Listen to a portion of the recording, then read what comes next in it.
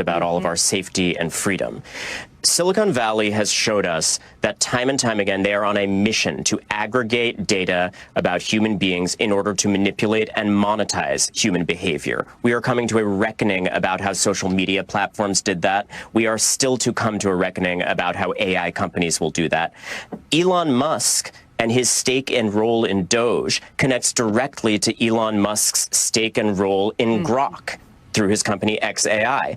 There is evidence, we don't have a lot of transparency on this, we don't have all the answers, but there is evidence that he is feeding a lot of this sensitive data into his own AI products, using them to train his own AI products. We don't know how much of that data may be exiting with him, may show up in his systems in years to come, which are systems that accord to his private interests, which are very different from the interests of the American people.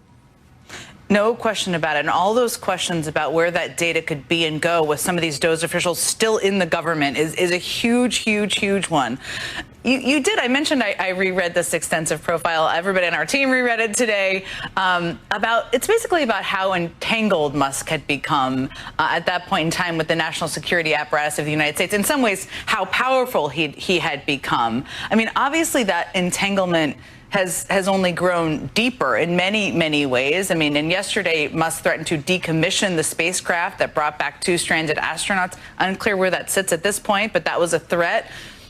Knowing and following and investigating and reporting on him as much as you have, if he really wanted to make things painful for Trump and really, more importantly, for the American people, given all of his companies and entanglements, what else could he do? There is a bigger picture here, which is part of what I was writing about, of waning government power and of rising private power. There are a lot of economic and political factors that have led up to this point. But we are in a state now where there are key services that once would have been a guarantee from the state that are in the hands of private, unaccountable billionaires and private unaccountable companies that they run. You mentioned the threat to decommission the Dragon craft. That is the only way we have to ferry astronauts from the International Space Station back to Earth. There is literally a possibility that if he were to actually do that, and it does seem like someone tweeted at him and said, maybe not, and he said, okay, fine, I won't. But this is the threshold for decision-making about something that could literally leave human beings stranded and facing death. And we haven't built in redundancy. And what government officials were telling me even a couple of years ago was, hey, we're alarmed because there is an erratic person who has his own complicated international alliances and business interests, who is controlling key functionality that the American people depend on. And that's not isolated to Elon Musk. We are seeing that across the board. We are seeing companies like Palantir, run by another billionaire Musk donor, Peter Thiel, play a role in aggregating and centralizing data across the U.S. government, again, being given unprecedented access and power to tools that really can be used to target and harm people. Ronan Farrow, I hope you will come back and talk with me about Palantir and Peter Thiel and all of that, because data and their access to data and all of these billionaires is such an important story to follow right now. And few people know it as well as you. Thank you so much for joining me tonight. I really appreciate it. It's pivotal. Thanks for talking about it, Jen. Okay, Senator Alyssa Slotkin is standing by. Clearly, there's no shortage of breaking news to ask her about, from Donald Trump and Elon Musk to the Supreme Court granting DOGE access to your Social Security data. And she also held a town hall tonight. We're back in 90 seconds.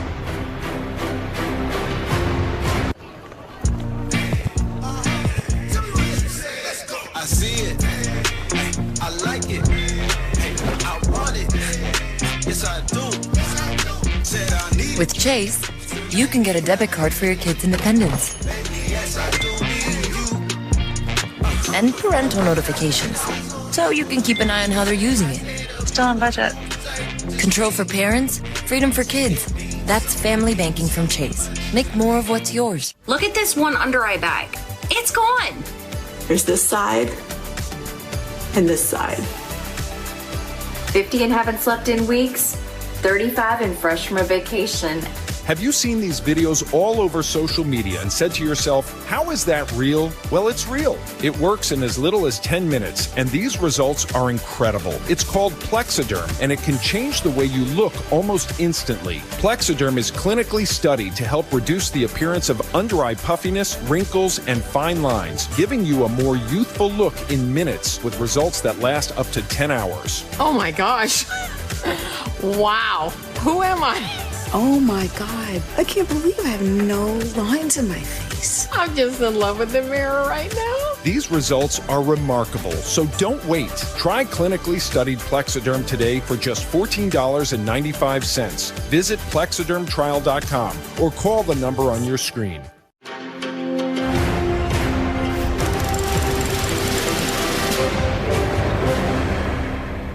Joining me now, as promised, is Senator Alyssa Slotkin of Michigan. Senator Slotkin, it's great to see you. I know you held a town hall meeting in Lansing, Michigan. I'm sure lots of things on the minds of people in your state.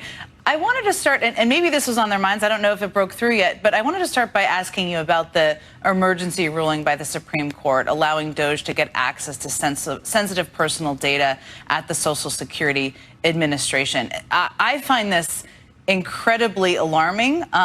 But I want to know what your reaction is and what concerns you about it.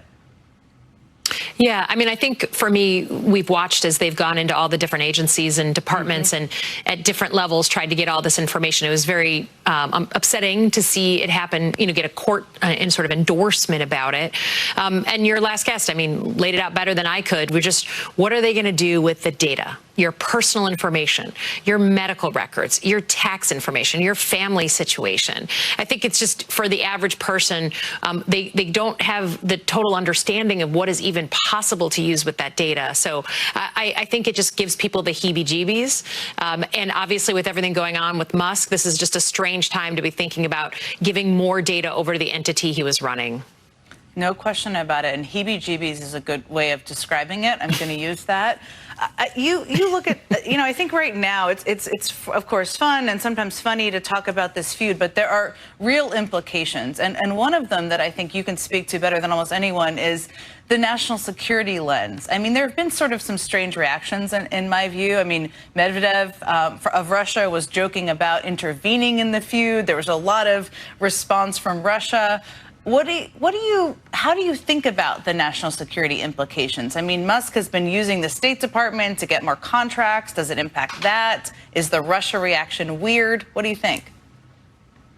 I mean, I think it's just embarrassing for us as a country to have these two very powerful men feuding over Twitter. I mean, so the whole world is basically like popping the popcorn and just watching, just kind of in shock that this is happening.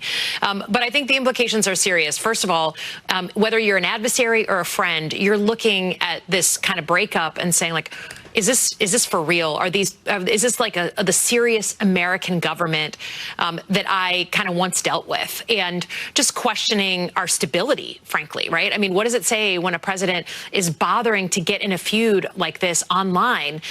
It just is, it doesn't make our enemies and our friends take us seriously. Number two, who knows, like with your last segment, what programs are going to be pulled? What is the president going to do punitively to cut contracts, things that maybe our military depends on or other states depend on? What is Musk going to do to try and get back at the president? We are only seeing the visible part, but I think the stuff behind the scenes, there's a lot of national security implications.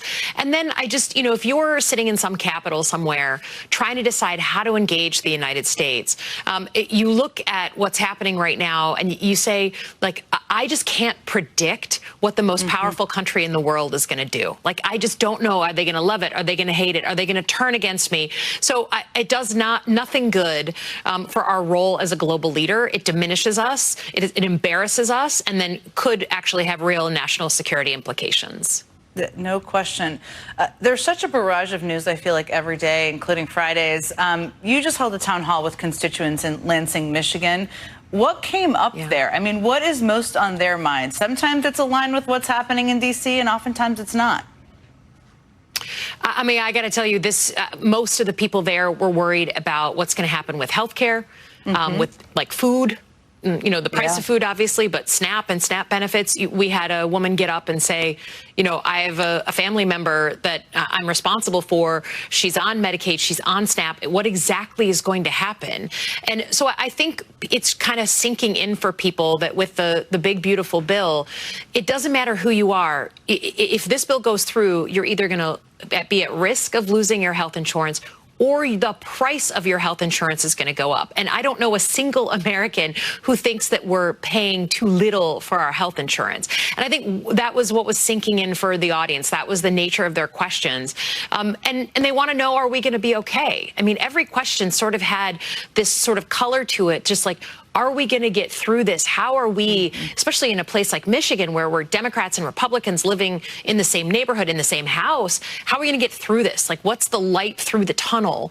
And I think you feel like people are fearful, and no one wants our citizens to feel fearful of government decisions. So it wasn't, frankly, I didn't get a Musk-Trump question. It was really, it's not like the online conversation. It's like, what's going to happen to my pocketbook, my healthcare, my kids? Such an important reminder. Millions of people could lose healthcare access if this bill moves forward. It's going through the Senate next. A lot of hopes in the Republican colleagues. We'll see what happens there. But so important to hear what people are actually talking about. Senator Alyssa Slotkin, thank you so much for joining me. I really appreciate it. And coming up, we're going to turn to the other big breaking news of the night. Kilmar Obrega Garcia has been returned to the United States as the Trump administration files new charges against him. The attorney who represents his family joins me next. America has a powerful new president, and her husband is on trial for murder. Bill Clinton and James Patterson return in this summer's blockbuster legal thriller, The First Gentleman. Available now. For people who feel limited by the unpredictability of generalized myasthenia gravis, season to season, Ultomiris is continuous symptom control with improvement in activities of daily living and reduced muscle weakness. And Ultomiris is the only long-acting GMG treatment with the freedom of just 6 to 7 infusions per year. For a predictable routine I can count on. Ultomiris may lower your immune system's ability to fight infections, increasing your chance of serious meningococcal and other infections, which may become life-threatening or fatal. Complete or update meningococcal vaccines at least 2 weeks before you start. If treatment is urgent and you're not vaccinated, you should receive antibiotics with your vaccines. Don't start if you have a meningococcal infection. Infusion reactions may include back, belly, limb or chest pain, muscle spasms, blood pressure changes, tiredness, shaking chills, bad taste, breathing problems, or face, tongue, or throat swelling. Ultomiris is continuous symptom control. Ask your neurologist about starting Ultomiris. Etsy is the place for Father's Day gifts as special as your dad. Shop original baseball hats by Blair, under $50. Or personalized luggage tags designed by Sabrina, under $25. And handmade outdoor gear by Marcos, under $200. For kitchenware, home decor, and accessories that get your dad, Etsy has it. I heard you found someone special. Yeah. Is that dog food in the fridge? It's not dog food. It's Fresh Pet. Real meat, real veggies for Peter. That's Peter? Should have known. You do make a pretty cute couple. Ooh, baby back ribs, saucy. Tender guy, hot. Don't you just love that you could take it all home? How'd you like to take me home? Well, we did drive here together. Come on, let's weigh and pay and go home.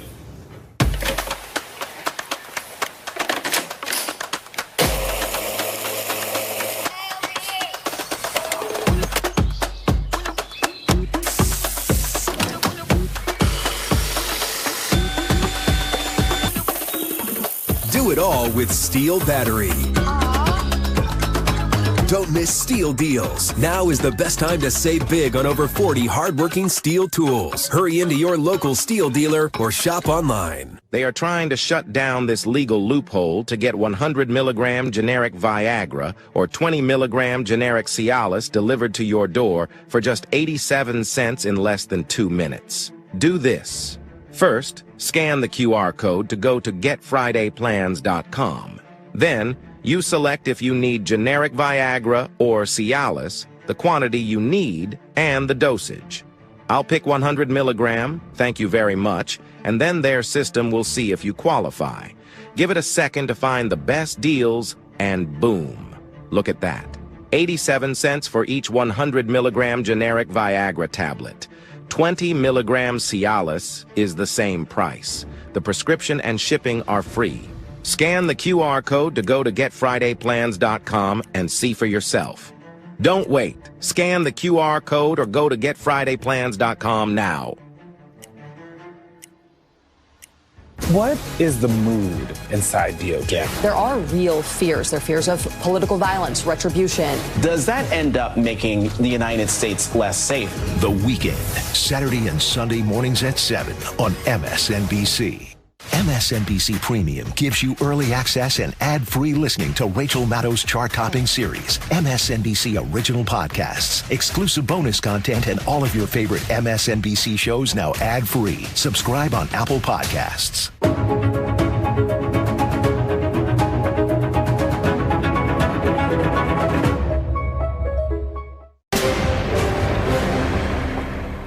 We're here today to announce a major update in an important case.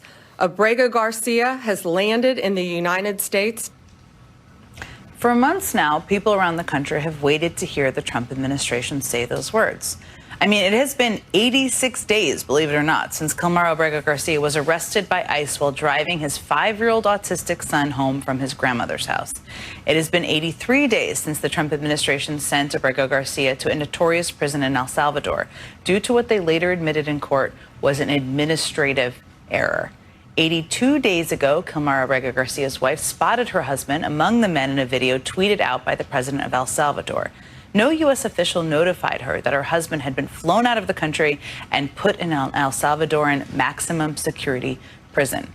She only knew for sure he was there when she spotted him in this video.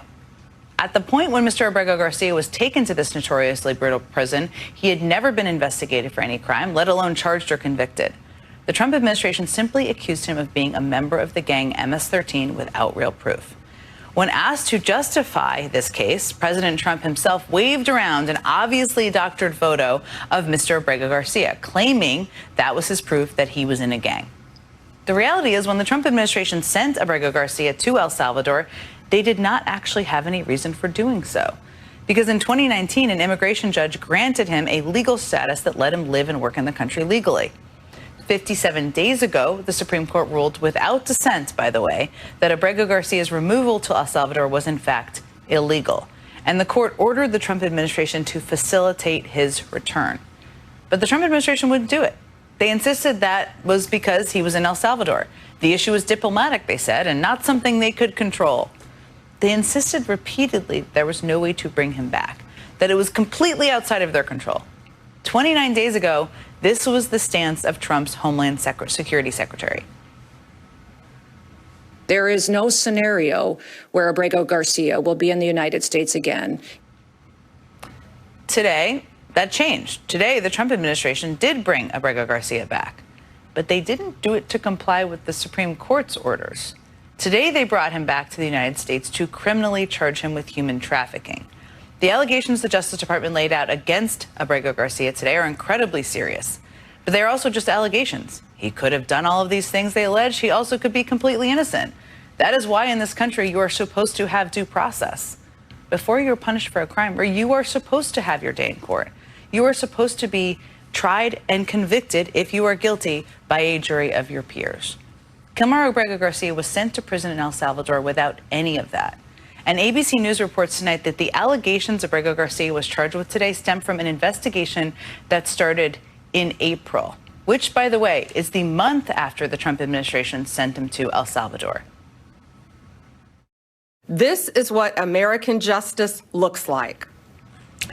That was the Attorney General of the United States of America today, saying that justice in this country means getting sent to prison and then investigated. Sent to a foreign prison for months and then charged with a crime. That is what the Trump administration thinks justice looks like, which tells you a whole lot. Joining me now is Chris Newman, legal director of the National Day Labor Organizing Network. He is also representing the family of Kilmar Obrega Garcia. Thank you so much for being here. I'm sure this has been a whirlwind of a day for the family. So let me just ask you first, have you spoken with Mr. Obrega Garcia? Have you been in touch with his wife and family? And how are they doing? Well, I've spoken to Jennifer, Kilmar's wife, and, first and foremost, they're relieved just to know that Kilmar is alive. The fact is we haven't heard from him since April 17th when Senator Van Hollen was able to get proof of life when we were down there in El Salvador. We had tried to make sure that he was alive, to make sure that his health was being cared for, and also to make sure that he's able to talk to his wife and to his counsel. So we've now achieved 2 out of the 3 goals, and I think in that sense I can say that she's relieved, but there's no words to describe what she's been through these last couple of months. No question. He now faces, and I outlined this a little bit, 2 counts of federal human smuggling charges which were filed today. The allegation being that he was involved in a conspiracy spanning 9 years during which he transported thousands of undocumented migrants from Texas to other parts of the U.S. I mean, those are incredibly serious allegations. What does the family want people to know about those allegations?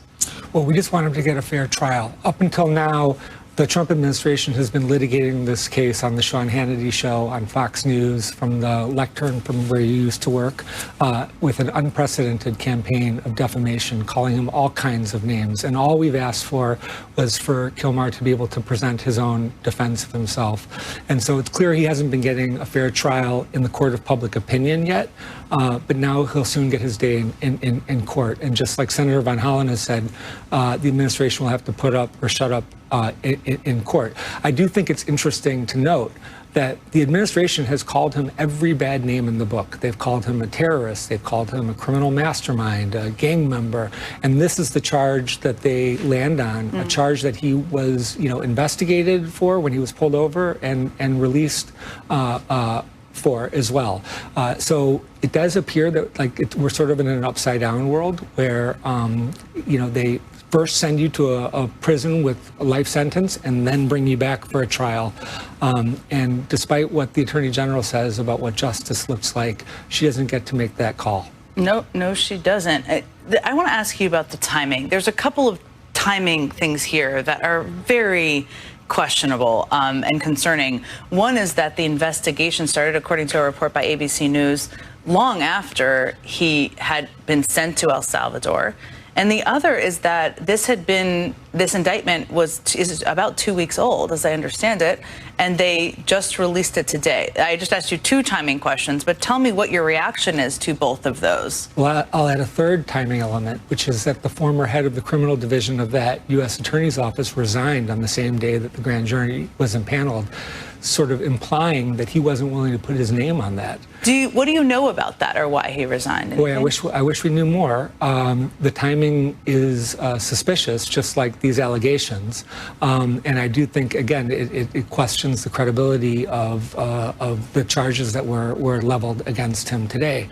The other timing point is one where this kind of thing happens on the day after Trump has a bad press day. And I know my own governor in California got in trouble for saying, that the Kilmar case was a distraction. I think what he meant to say was that Trump tries to distract from his own failures as a president by punching down and scapegoating immigrants. So to me, it's no shock that the flight back today occurs after what probably was the single worst press day of the Trump presidency. He tries to shift the attention, and then also he tries to sort of castigate and criminalize others in order to hide his own criminality. Chris Newman, I'm so grateful you were able to join us and help us make sense of some of the news today. Thank you so much for being here. It's a pleasure to be here. Thank you. Coming up, as Donald Trump and Elon Musk continue to go after each other a lot and aggressively, Republican brains are kind of breaking, it seems. And Democrats are having fun, but they're also seeing an opening. We're going to talk about that. We'll be right back. A diagnosis doesn't define you. Even ATTR cardiac amyloidosis. You've come a long way. Truby is an oral medicine used to treat adults with ATTR-CM to reduce death and hospitalization.